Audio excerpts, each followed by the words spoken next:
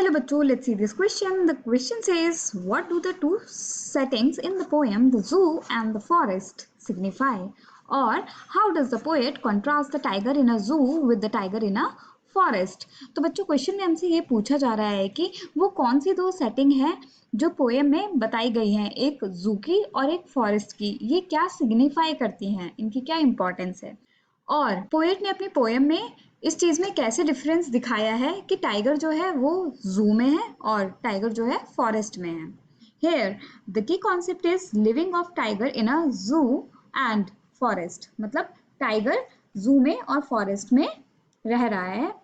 The poet has used the two settings in the poem, the zoo and the forest, to present through juxtaposition a contrast between the life of the tiger when engaged in a zoo and the life in a forest. The life in a zoo represents slavery, as the movement and the behavior of the tiger are restricted and his natural self is suppressed.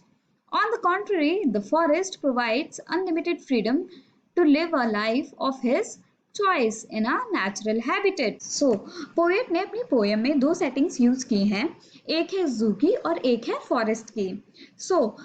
ये चीज प्रस्तुत करने के लिए उन्होंने एक comparison बिठाया है, एक कंट्रास्ट बिठाया है टाइगर की जिंदगी का, जब वो एक जू में पिंजरे के अंदर बंद है, और उसकी लाइफ जब वो एकदम खुले आसमान के नीचे फॉरेस्ट में रह रहा है.